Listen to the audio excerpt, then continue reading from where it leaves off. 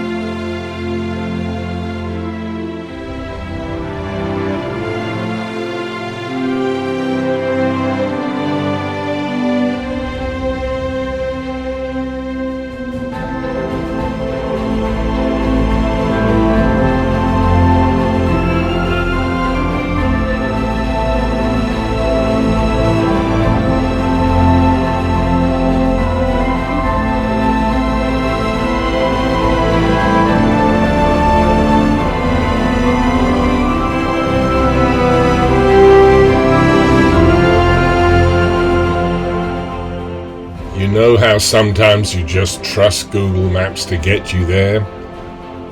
Well, this is one of those trails that just kept going on and on and on. But I felt so committed that I just could not turn around. I am a man after all, and besides, there was no one with whom to ask for directions.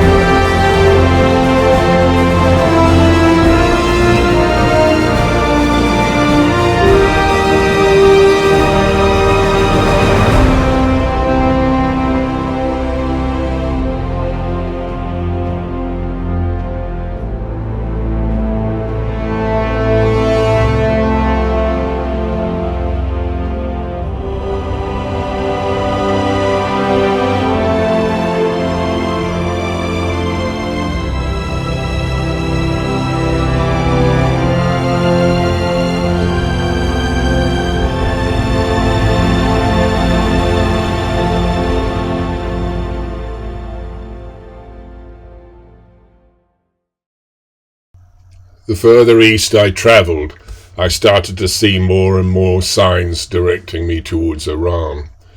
I also noticed many Iranian commercial vehicles and trucks on the road.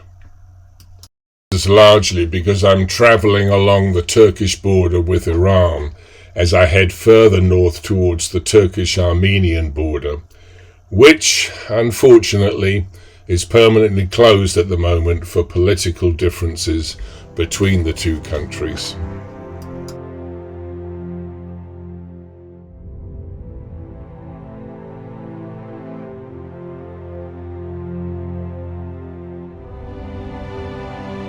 And then, as back climbed a long grade with Mount Ararat on my right-hand side, I came across one of Starbucks' more unusual stores. So, feeling like a break and refreshments, I pulled over and enjoyed the mountain view without having to drive.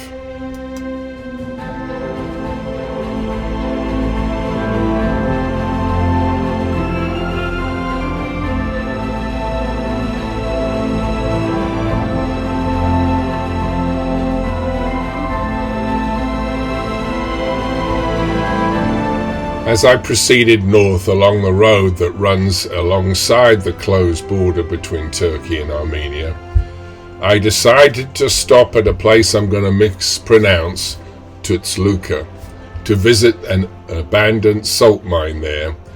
And as you can see, although my visit was brief, the place is definitely worth a stop. Well, we are here in far northeast Turkey and about to go into a salt mine.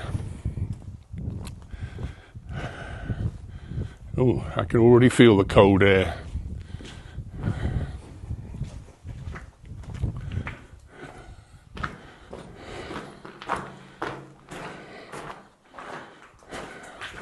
This is kind of cool.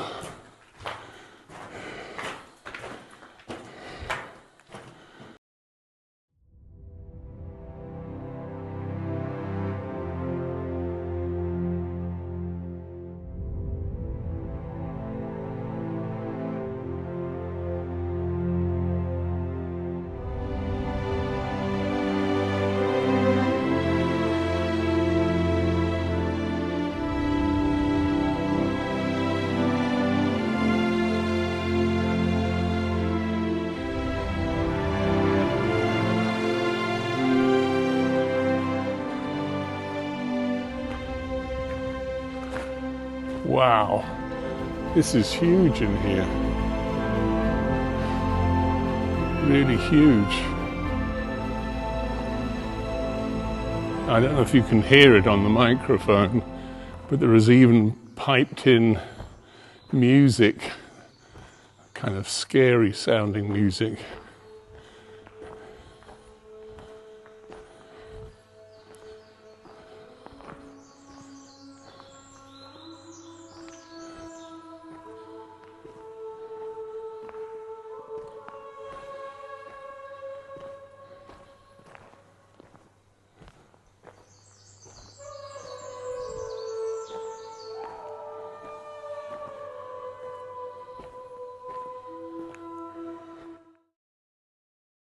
After the salt mine, I made my way north towards the town of Kars.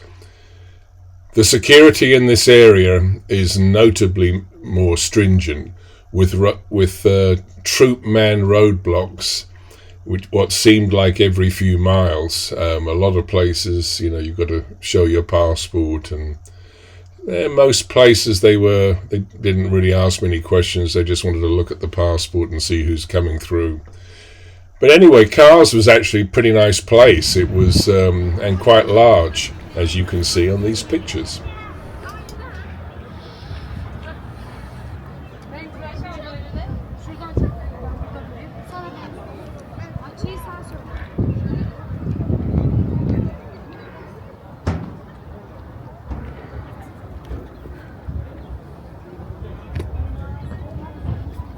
The fortress on the hill really dominates the city of Kars.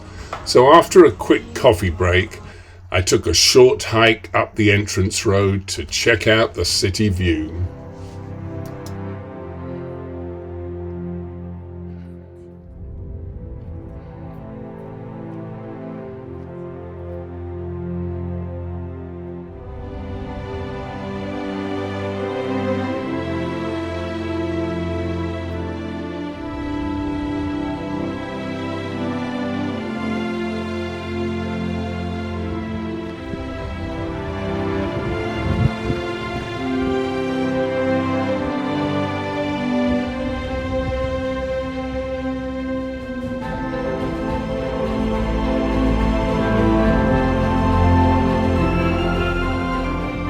Down there is Bat, patiently waiting for me.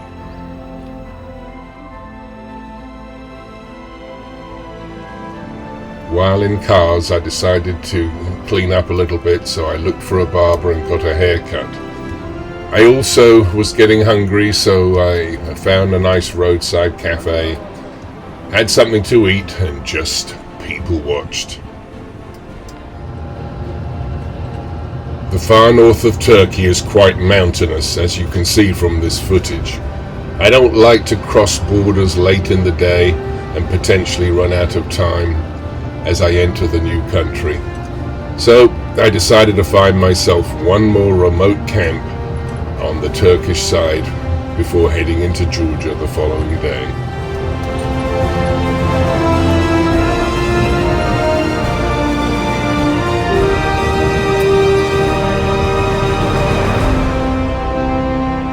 I approached my intended location, I noticed a small shepherd's tent. I decided to stay there regardless, and in the morning I took this picture. The shepherd had arrived late and left early before I was up and about. The following morning I left Turkey and crossed into Georgia. Immigration and customs procedures, while somewhat lengthy, were all pretty standard. Soon enough I was in Georgia, and with my new country flags attached, I proceeded to the fuel station to fill my tanks.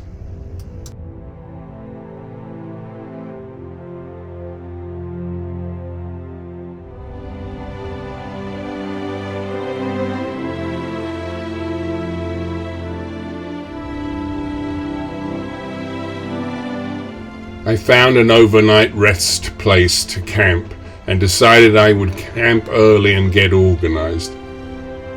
As you can see, the spot I selected was next to an old memorial from former Soviet times.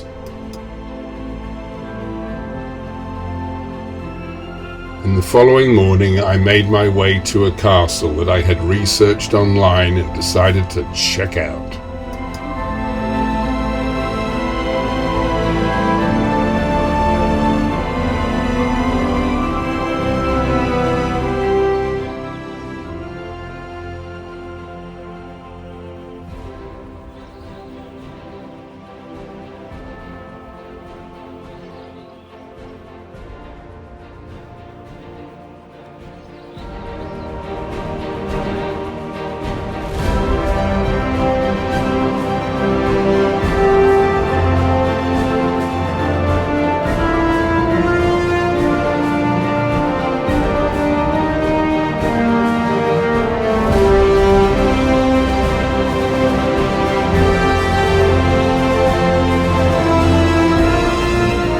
After exploring the castle and while parking for a spot of lunch, I met Frank and Pia and their self-built expedition truck.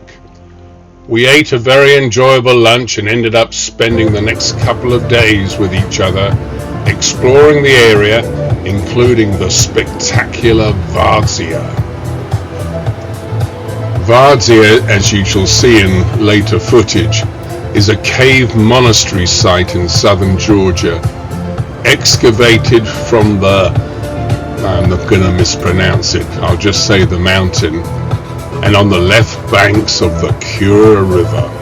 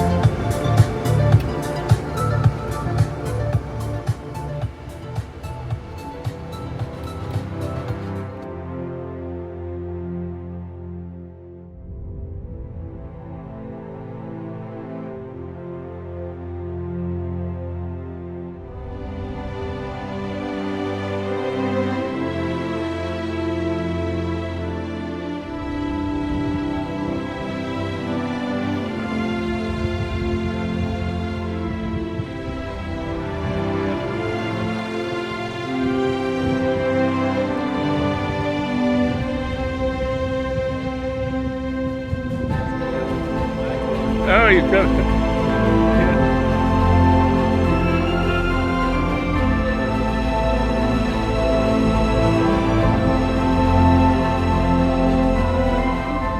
We made camp across the valley from Vardsia and gazed in wonder at the intricate labyrinth of caves, which we would explore in detail the following day.